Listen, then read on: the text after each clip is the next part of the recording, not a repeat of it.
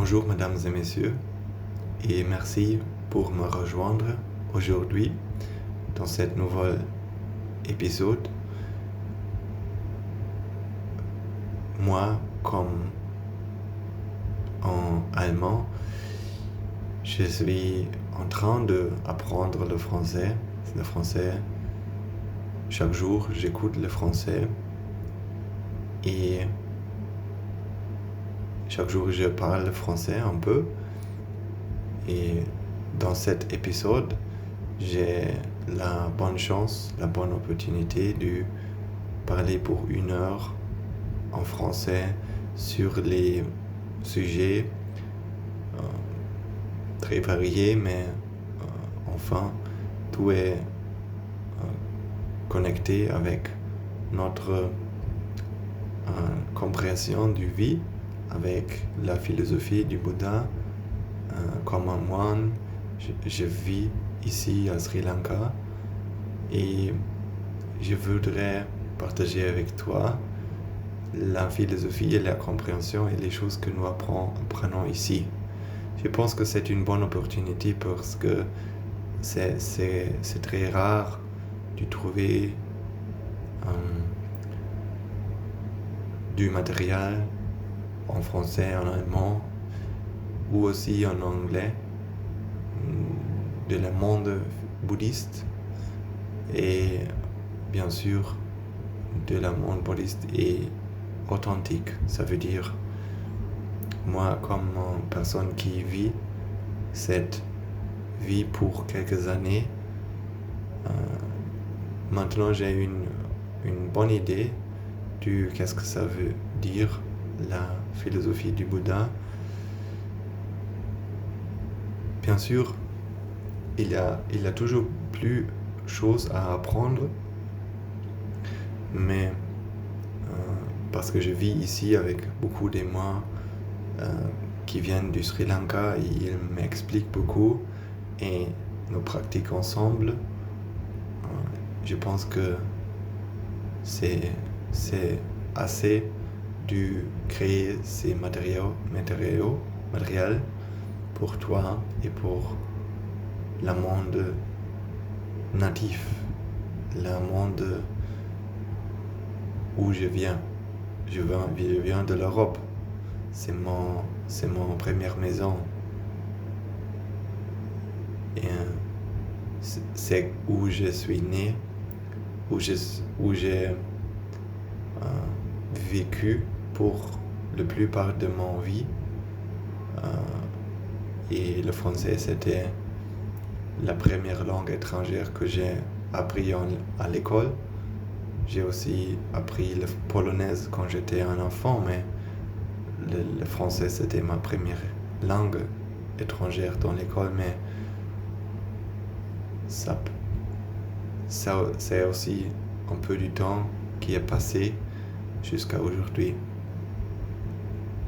Quand je n'ai pas utilisé le français beaucoup, mais je suis très heureux parce que apprendre quelque chose comme un enfant, c'est plus facile de le reprendre comme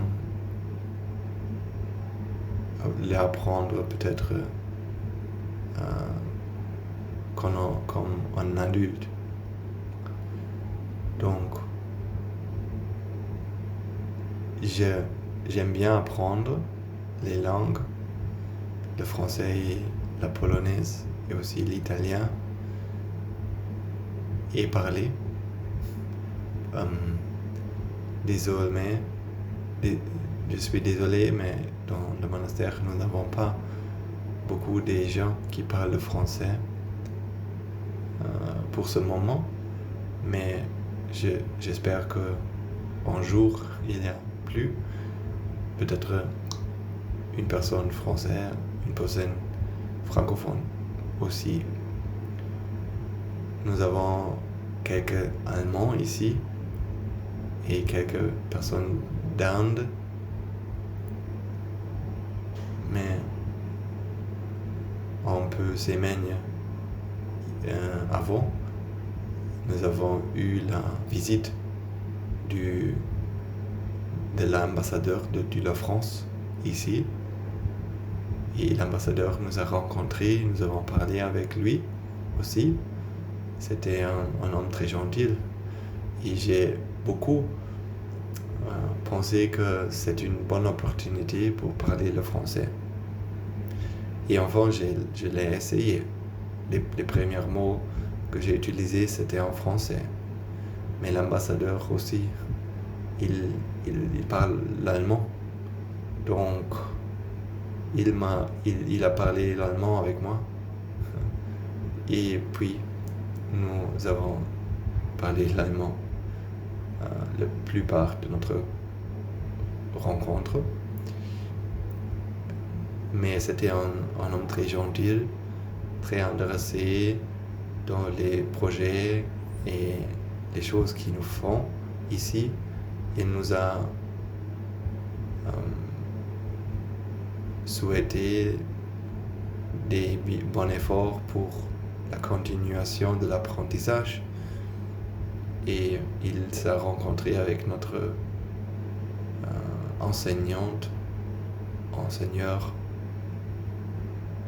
notre enseigneur meilleur dans le monastère. Et c'était une bonne journée. Il a visité notre école, notre centre de réhabilitation pour les jeunes qui ont des problèmes de drogue ou du problème des autres problèmes de l'addiction, peut-être jouer en l'ordinateur ou de l'alcool. Et il a aussi visité nos enfants. Et nous avons beaucoup des enfants de l'âge 6 à 18. Et il s'est rencontré avec lui dans notre Child Center. Et oui, c'était quand je suis venu ici 3 ans, jusqu'à maintenant, il y avait quelques ambassadeurs qui nous avons rencontrés, l'ambassadeur allemand aussi. Et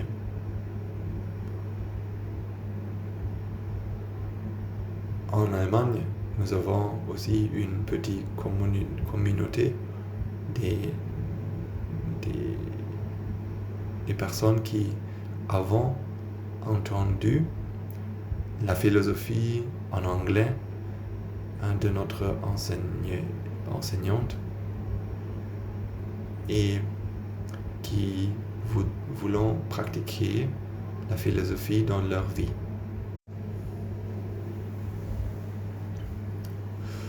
Qui avons compris un peu de la philosophie et qui sont inspirés de prendre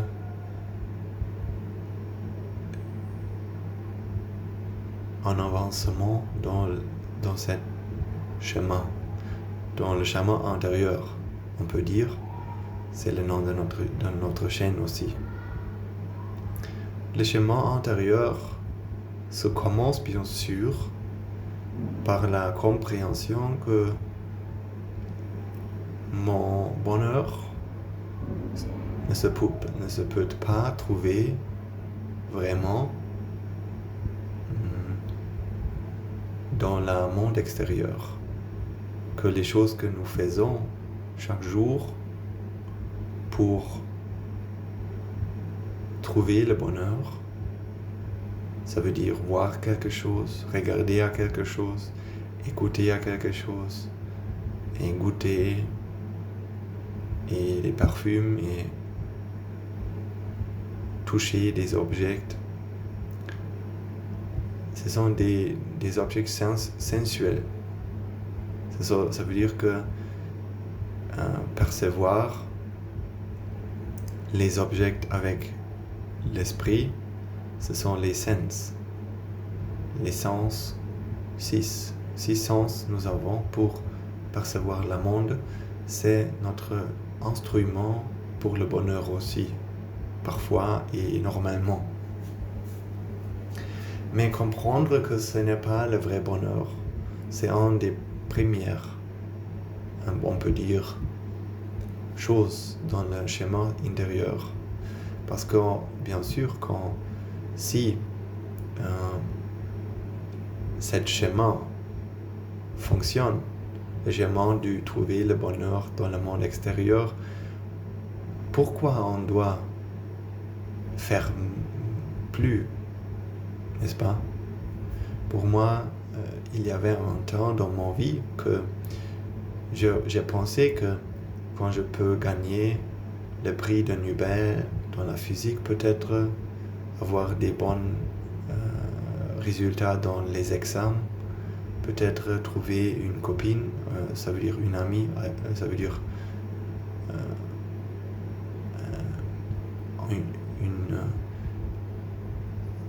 avoir une mari, ça peut me donner le vrai bonheur. Peut-être je dois trouver l'ami, mon amour, on peut dire. Ce n'est pas chaque femme qui fonctionne pour moi. On doit chercher la femme qui est juste.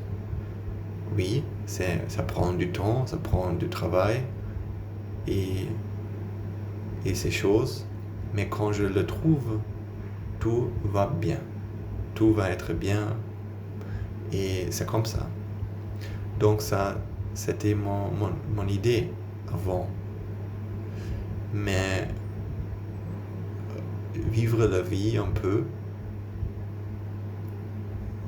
je n'ai pas trouvé ce bonheur pour ce moment.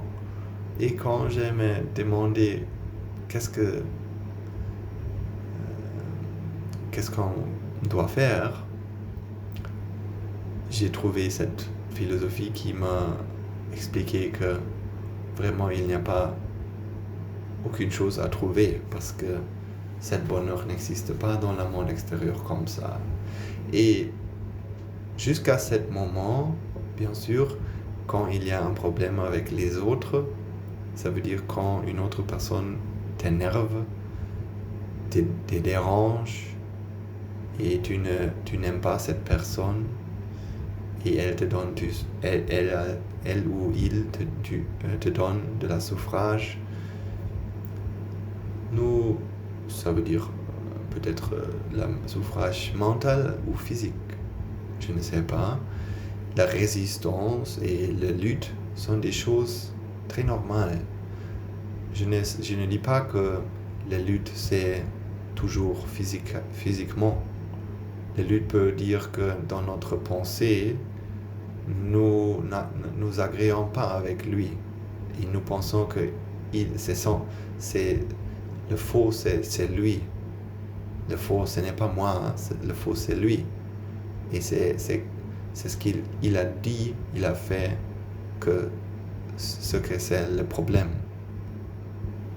Et penser comme ça, et aussi parler comme ça, et aussi agir comme ça, c'est le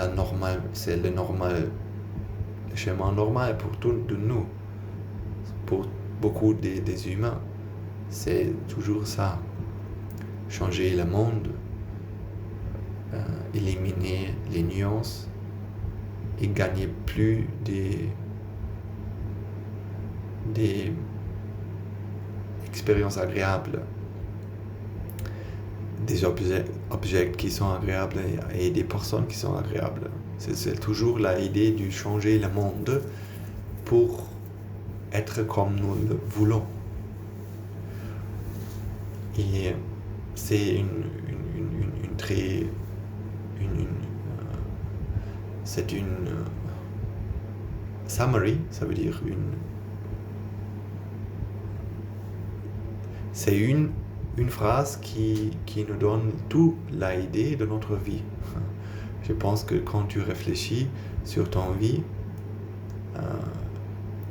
il y a bien sûr le travail que nous faisons pour maintenir notre corps, pour ne pas mourir, avoir de la nourriture et de l'eau et choses comme ça, avoir des vêtements pour ne pas avoir froid et pour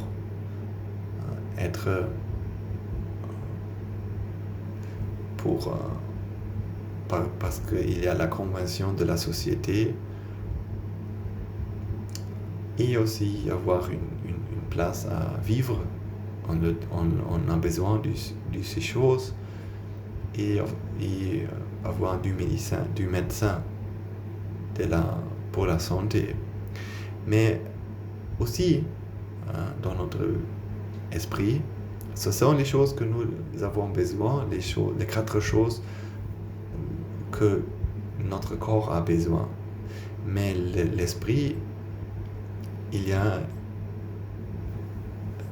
des choses additionnelles, des autres choses. Et pour nous, souvent, changer le monde, c'est faire le monde agréer avec l'idée que nous avons de le monde dans notre esprit. C'est notre lutte avec le monde. Et comme ça, on peut dire que tous de nous, vraiment, ils luttent avec le monde chaque jour. Dans les choses petites ou dans les choses grandes. Et seulement les personnes comme le Bouddha, qui avons compris le monde, qui avons gagné de la intelligence, ce n'est pas le mot correct, le mot juste, mais de la wisdom en anglais, ça, ils ne luttent pas avec le monde. Ça veut dire qu'ils ont changé soi-même. Ils ont cultivé l'habilité, ils ont cultivé l'habilité de acceptance. Et ils ont compris comment accepter tout. Vraiment accepter. Ça veut dire sans du suffrage suppressé. C'est une acceptance qui vient du cœur. Ça veut dire il n'y a pas une besoin que le monde serait être différent comme il est. C'est l'habilité du Bouddha, aider les personnes saintes. Pour moi, ça, c'est le chemin intérieur. Et la première compréhension qu'on doit avoir, c'est que lutter avec le monde, lutter avec les personnes environ de nous, peut-être nous rend heureux pour le moment, mais il ne nous donne pas de la bonheur vraiment. Et on le peut comprendre en deux méthodes.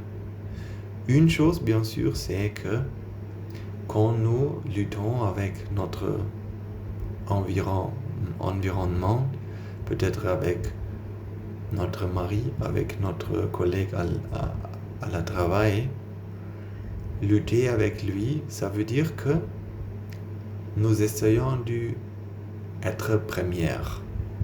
Nous essayons que la vie serait comme nous voulons et ne pas comme les autres le voulons. Et comme ça, bien sûr, nous pouvons essayer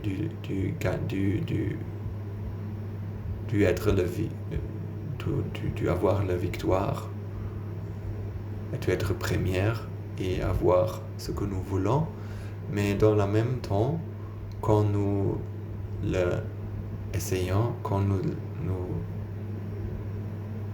gagnons cette chose, il y a une autre partie dans le monde qui est triste pour n'être pas le premier. Parce que pour chaque personne qui est première, il y a aussi une autre personne qui est deuxième. Et cette personne serait être triste. Et quand on vit avec une personne triste, est-ce qu'elle vraiment aime nous, adore nous, parce que nous sommes premières et elle n'est pas première? Est-ce que cette personne aime nous vraiment? Peut-être il y a un sentiment que peut-être moi aussi je peux être comme lui. Ces sentiments sont là, oui. Mais ce n'est pas un amour authentique. C'est un respect. C'est un respect, oui. Mais seulement parce que nous avons quelque chose que la autre personne aussi voudrait. Ce n'est pas un respect de nous, vraiment. Ça veut dire que quand cette personne peut avoir les choses que nous avons, et même que nous ne l'avons plus, nous avons perdu tout, est-ce que tu penses que cette personne va retourner à nous et nous aider? Parfois, ce n'est pas le cas. Cette personne ne va pas aider nous. Parce que c'est une compétition. Donc,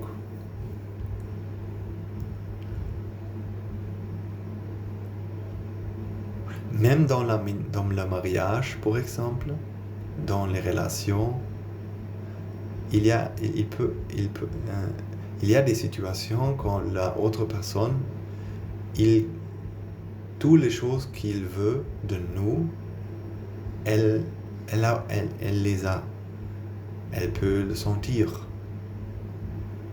Mais nous ne sommes pas heureux dans la situation. Et peut-être la autre personne ne va pas nous aider parce qu'elle n'a pas besoin de ça, parce qu'elle est contente. Toutes les choses qu'elle a besoin, elle a. Mais ce n'est pas l'amour, je pense, parce que l'amour n'est pas seulement penser que les choses que je voudrais, est-ce que je les? Non. L'amour, ça veut dire combien peux-je faire pour l'autre personne, même que je n'ai pas les choses que je voudrais, sans regarder au soi-même. Ça, c'est l'amour, le propre amour. Donc, maintenant, nous comprenons que quand nous essayons de changer les autres, elles n'aiment pas ça. Elles allont résister. Ils allont résister.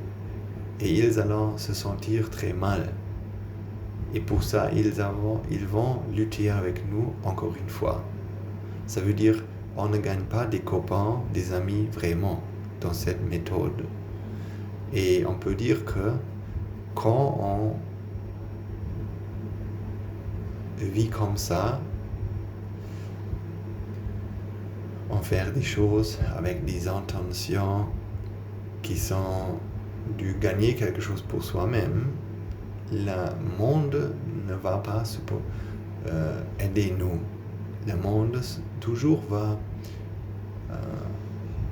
accepter ça pour un certain temps, et ça dépend des choses que nous avons données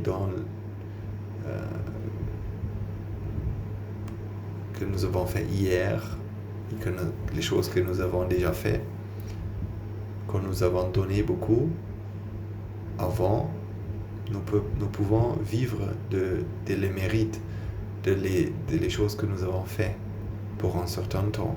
Mais quand nous ne faisons des mérites maintenant, il y a un moment que nous ne les avons plus. Et après, le souffrage se commence. Donc, la méthode meilleure de vivre, c'est de faire quelque chose pour les autres. Parce que dans cette méthode, quand je peux aider la autre personne se sentir heureux, faire ce que la autre personne voudrait, aime, faire des compromis, faire une chose pour la autre personne, elle va aimer nous vraiment. Cette personne va sentir que nous sommes vraiment en amis.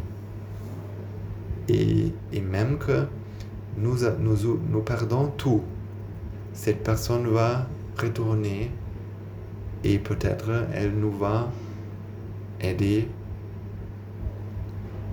même qu'il n'y a pas un bénéfice, un avantage pour cette personne soi-même.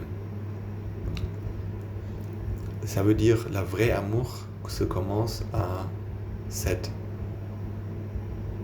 chose. Combien est-ce que je peux faire pour une autre personne, même ne pas regarder à moi-même dans cette situation. Dans le week-end, j'ai parlé avec des Allemands et un de ces Allemands, il m'a dit que quand il a eu invité dans une mariage, ça veut dire une wedding. Le frère de cette personne, il a eu la célébration de la mariage. Et dans cette célébration, le couple, le mari et l'homme et la femme, ils avaient présenté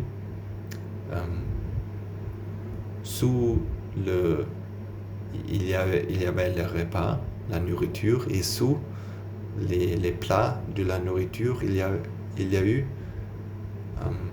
en lettres pour tous les visiteurs, pour toutes les personnes qui sont venues, il y avait en lettres personnelles qui a été écrite des maris du couple marié. Ils ont écrit cette lettre, ils ont écrit des situations valuables, des situations très importantes pour lui, avec cette personne invitée. Et une appréciation de cette personne, qu'est-ce qu'on peut apprendre, qu'est-ce qu'on aime sur cette personne. Ils ont prendre beaucoup du temps pour écrire ces lettres. Et je pense que c'est beaucoup du temps qu'on a pris pour une autre personne. Seulement pour faire une autre personne heureuse. C'est très beau, très important. Et c'est une chose que nous devons faire pour notre bonheur, pour notre propre bonheur. Donc, le Bouddha, il a dit que la première chose, c'est les choses qui nous donnent à les autres vont retourner à nous dans le futur. Même si on ne regarde pas à les choses que nous avons recevoir dans le futur, quand on fait une chose pour les autres, on se sent bien maintenant, dans ce moment. Et aussi,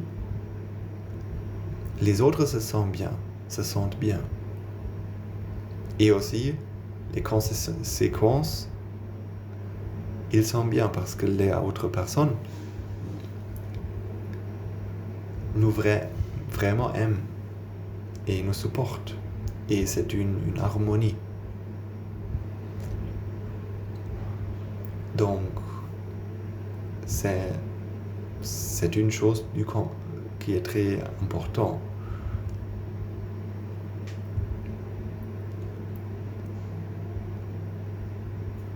Comme j'ai dit, gagner, ce n'est pas le vrai schéma au bonheur. Gagner, ça veut dire essayer d'être le premier, avoir le meilleur. Ces efforts sont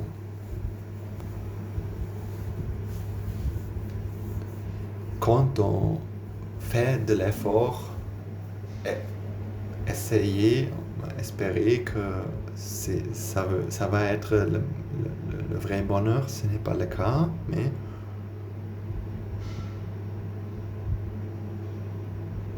ça ne veut pas dire qu'on ne le doit pas faire. On peut essayer de gagner les choses, mais quand on peut réfléchir que ce sont des choses que j'ai données, on toujours essayer de, on peut dire, apprécier les choses pour le temps qu'on a avec lui. Parce que ce n'est pas permanent, bien sûr. L'amour d'une autre personne, c'est l'amour que j'ai donné avant. Et l'amour qui nous recevons, c'est l'amour qui nous avons donné. Et quand il n'y a pas de l'amour qu'on a donné, on ne peut pas gagner de l'amour des autres, même qu'on le voudrait. Donc, dans ce moment, toujours, dans chaque situation, maintenant, on peut réfléchir que quand il y a un conflit avec mon copain, mon copine, mon mari, quand elle ne fait pas les choses que je voudrais, que je veux, comment on peut changer sa mentalité? Quand on peut comprendre que ce sont les choses que j'ai données, ça veut dire que quand je ne donne maintenant, il n'y a pas une chance de vraiment attracter une alternative. Dans ce moment, qu'est-ce que je peux donner? Peut-être ça veut dire que je suis d'accord avec la autre personne et j'accepte le défait. Ça veut dire I'm accepting defeat. J'accepte que je suis deuxième. C'est pas facile, mais accepter de devenir deuxième, c'est un souffrage pour le premier moment, parce que c'est l'ego qui souffre dans ce moment, mais quand on peut focuser à le sentiment du bonheur pour la autre personne, et quand on peut être heureux pour la personne, c'est un sentiment très meilleur.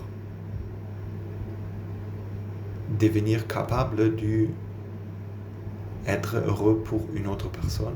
C'est aussi être bonheur. On aussi peut être heureux, voyez une autre personne être heureux. Et c'est très beau. C'est une bonne émotion.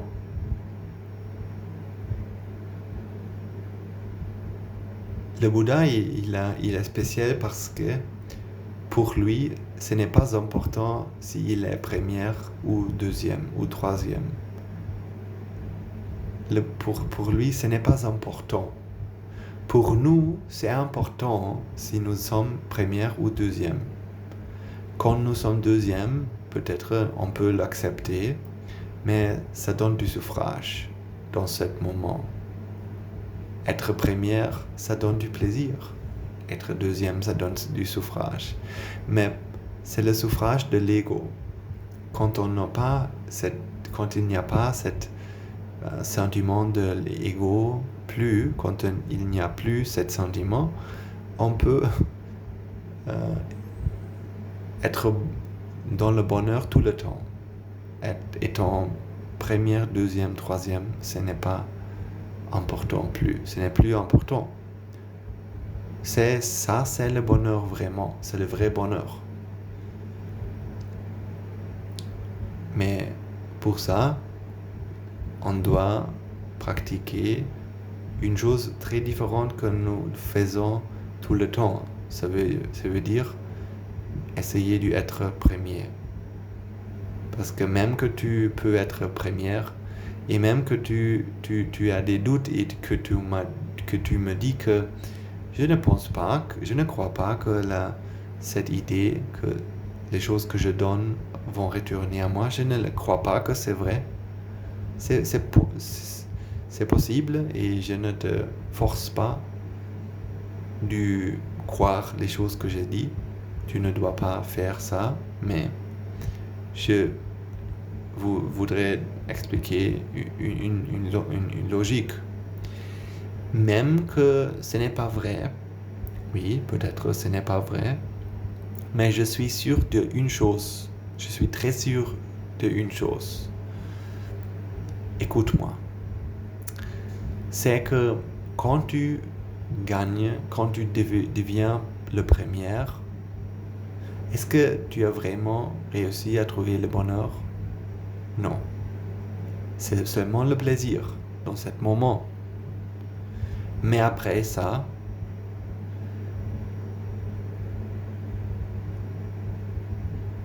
est-ce que tu n'as pas du peur? Est-ce qu'il n'y a pas du peur de perdre les choses qu'on a gagnées? Quand il y a une valeur dans la chose qu'on a gagnée, il y a aussi la peur de perdre cette chose. Et cette émotion, on ne peut pas se libérer de cette émotion. Et aussi, tu peux peut-être, aujourd'hui, tu peux devenir première. Dans les jeux vidéo, je suis devenu le meilleur dans le jeu beaucoup de fois. Mais le prochain jour, qu'est-ce que s'est passé? Je voudrais encore une fois devenir première. Encore une fois et encore une fois et encore une fois. Et il n'y a pas enfin dans ce désir. Le désir toujours reste avec nous et aussi la peur reste avec nous et aussi le stress et la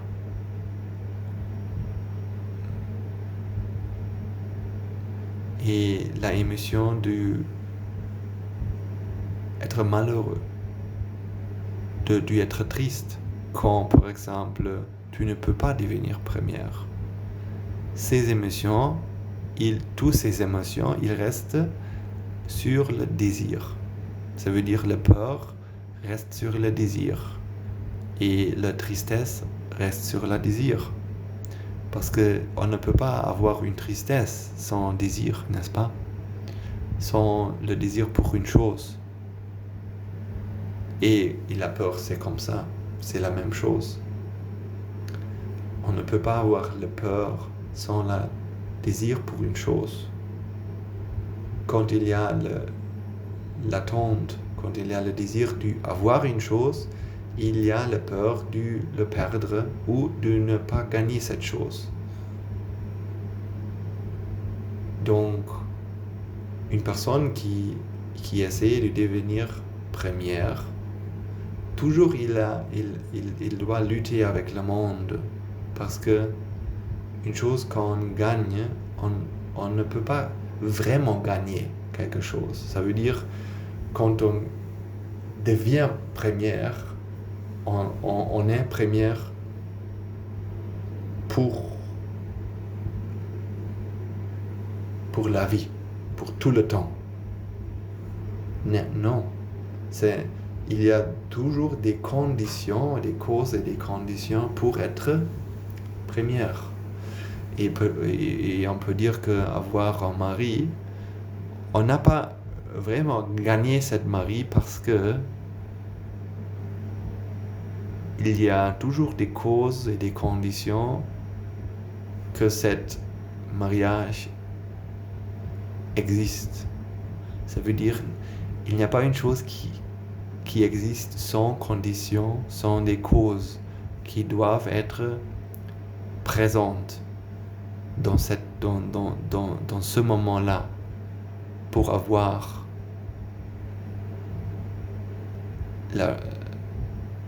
le bénéfice de l'objet ou de personne.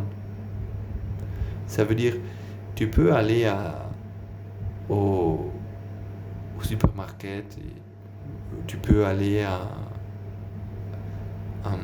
une et acheter pour toi un téléphone très cher. Un téléphone très cher, tu peux l'acheter. Mais est-ce que tu as vraiment gagné ce téléphone pour toi? Ça veut dire que maintenant il est ton téléphone et il ne peut pas être perdu. Ça veut dire que c'est ton téléphone sans condition, sans cause et condition? Ou est-ce qu'il n'est pas le cas que quand il y a des causes et des conditions qui sont présentes, le phone est avec toi? Quand il n'a pas les causes et les conditions, le téléphone n'est pas avec toi. Ça veut dire que on ne peut pas vraiment gagner une chose et le devenir et être juste comme ça. Parce qu'il y a toujours des causes et des conditions pour être une chose. Ça veut dire seulement quand il y a des causes et des conditions d'avoir ce téléphone, tu le veux avoir. Quand il ne l'est pas, tu ne l'es pas va avoir le téléphone. Et comme ça, il y a la peur de perdre ce téléphone. Et bien sûr, quand tu n'as pas le téléphone chez toi, quand il est dans une autre chambre, il y a ce désir d'avoir le téléphone et on doit travailler pour maintenir cette chose, pour maintenir la propriété.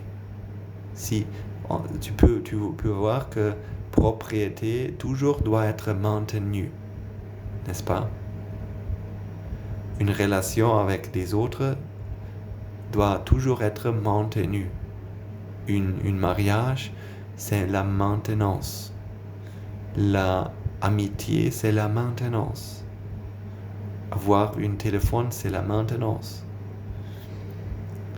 Et quand le bonheur, il dépend d'être, par exemple, premier dans le foot, c'est la maintenance. Parce que quand on ne fait pas des efforts de maintenir, donc on va perdre cet status d'être premier. Et qu'est-ce qu'on a vraiment gagné au fond de tout de cela? Toujours nous pensons que gagner, devenir première, ça va donner moi un bonheur qui reste avec moi. Même quand je deviens vieille, même que je ne peux pas être le premier plus. Les mémoires et le bonheur les choses qui se sont passées restent avec moi pour la vie. Ça veut dire que le bonheur, il est créé avec moi, il est avec moi, et on ne doit pas maintenir ce bonheur aussi. Le bonheur est une chose qu'on ne doit pas maintenir plus. Parce que j'ai gagné ce bonheur. Mais tu dois comprendre que le plaisir et le bonheur qui nous sentons dans le monde, il est vraiment très conditionnel aussi. Ça ne veut pas seulement dire que le bonheur, on ne peut pas sentir le bonheur sans des conditions. Oui, on doit des conditions pour le sentir. Ça veut dire, pour être heureux de l'amour, on doit avoir la personne que tu aimes. Et cette personne doit aimer toi. Et on doit avoir le temps de se rencontrer. Et choses comme ça, n'est-ce pas? Ce sont des conditions. Mais le plaisir, le bonheur que nous connaissons dans notre monde aussi, ce n'est pas une chose créée des conditions. Ça veut dire seulement quand il y a toutes les conditions, l'effet se manifeste. Mais quand une de ces conditions n'est pas plus là, l'effet ne plus se manifeste. Ça veut dire que il n'y a pas une chose créée avec nous après sentir le bonheur. Ce n'est pas une chose créée qui reste avec nous, même pour notre vie. Et pour ça, on le doit recréer tout le temps. Je pense que quand tu vois les hommes et les femmes dans le monde, et même dans ton famille, même tout où tu regardes, toutes les personnes, ils sont très occupés de maintenir le plaisir, n'est-ce pas? Maintenant, c'est la chose numéro 1 que tout le monde fait. Apprendre encore plus. Trouver encore plus une opportunité de danser. Et quand on va rencontrer la famille, c'est bien, mais après un peu du temps, on veut être dans une autre situation. Et on doit changer ça encore une fois. Et après ça, on doit rentrer à la famille encore une fois. Et comme ça, et comme ça, et comme ça. Et il n'y a pas de fin. Toujours, on cherche le bonheur. Donc, devenir première, même que tu dis que je ne crois pas que les choses que je donne, ils vont retourner à moi. Il n'y a pas de l'essence vraiment du devenir première. Voudrais être première pour devenir heureux, c'est une illusion. La vraie bonheur n'est pas de devenir quelqu'un comme première. Parce que c'est seulement le processus de la réduction de la souffrance que nous sentons. Parce que être première n'est pas une chose spéciale. C'est seulement un événement. La nature, il y a beaucoup d'événements, mais il n'y a pas un événement spécial. Et quand nous comprenons que nous seulement sentons la réduction de la souffrance en devenir quelqu'un, même en regarder la télé, même dans le mariage. Il n'y a que la réduction de la souffrage. Donc,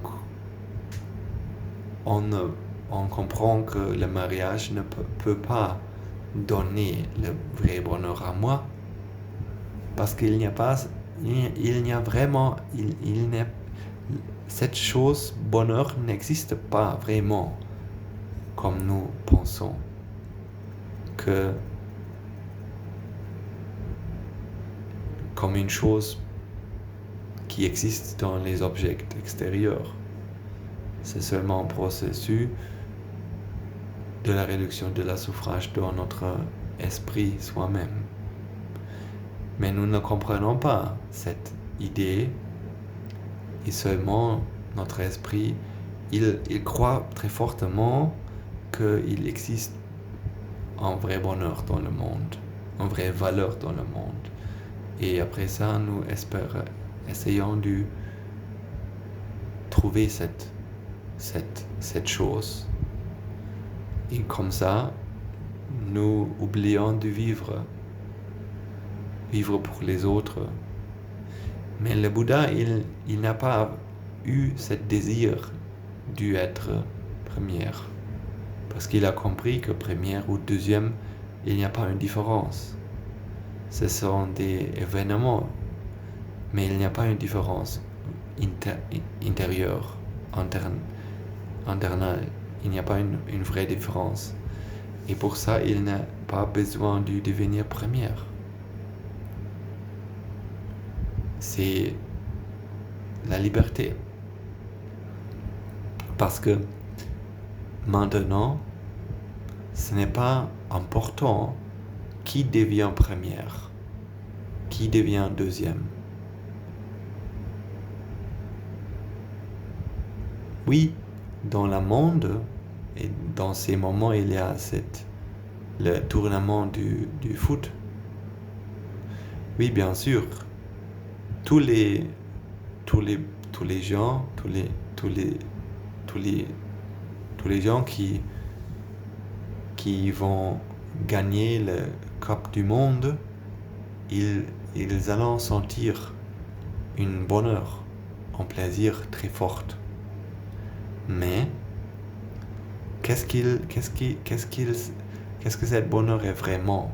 Est-ce qu'il vient du première place? Peut-être il y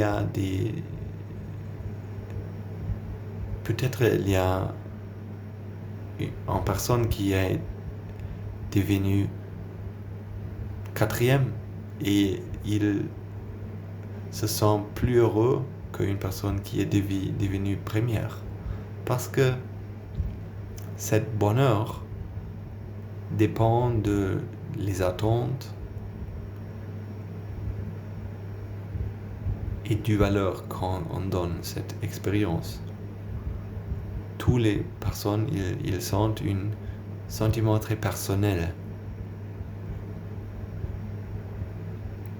Et quand il y a une club comme Iran, par exemple, je pense que même gagner un match, peut-être se qualifier pour les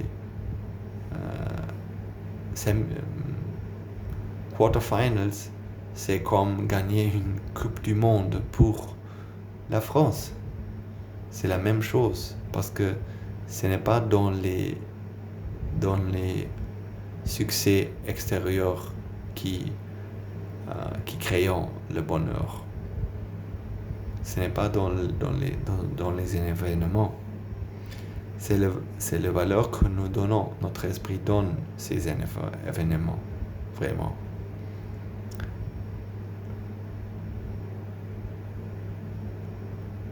Et c'est aussi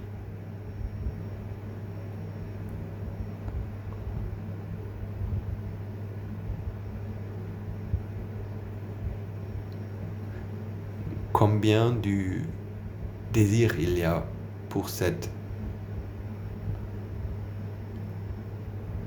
pour cette expérience.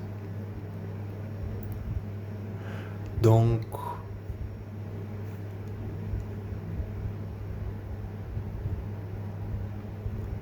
c'est ça, qu'est-ce qu'on doit comprendre.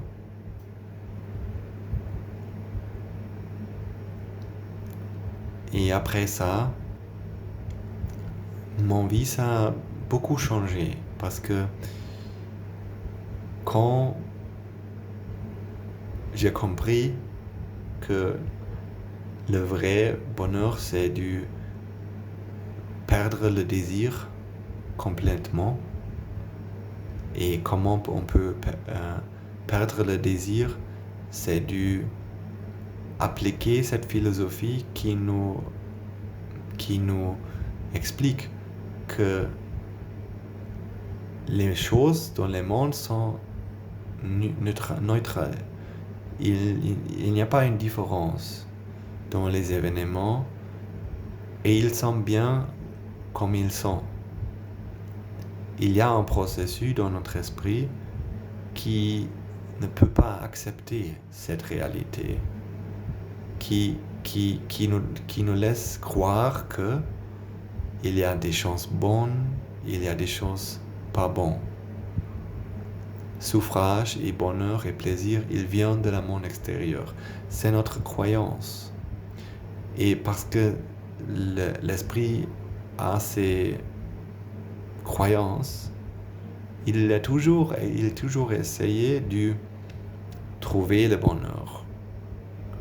Mais il n'a jamais réussi à faire ça. Mais comme on peut sentir pour un moment la liberté de ne pas essayer de trouver le bonheur soi-même. Ça veut dire ne pas avoir aucun désir. Et c'est quand on peut réaliser que la souffrance ne vient pas de la monde de ne pas avoir une chose. Le souffrance, il vient du désir soi-même. Quand on peut comprendre cette situation, l'esprit va arrêter de cultiver, de créer le désir. Et cet moment va donner une nouvelle forme du bonheur. C'est une sagesse, c'est une bonheur très libérante, très calme, une bonheur intérieur. Et quand on a senti cette bonheur pour une fois, pour un moment, on a vraiment trouvé que le bonheur, le vrai bonheur, ce n'est pas le monde, c'est dans l'intérieur. Et après ça, on va essayer de trouver plus et plus de cette libération de les désirs. Comprendre la réalité, la vérité du monde, que toutes les choses sont neutrales. Tout est neutral. Tout est bien comme il est. Et de comprendre la illusion que l'esprit crée, pensant qu'il y a des choses plaisantes, il y a des choses qui nous donnent la souffrance. Les événements qui contiennent les deux. Et on peut se libérer de ce processus et vivre en harmonie avec le monde. Donc c'est tout pour aujourd'hui. Je te remercie pour m'écouter. Donnez-moi la chance d'expliquer moi-même. Et nous allons continuer à parler de ces sujets chaque semaine. Merci beaucoup et tout de bien pour toi. À bientôt.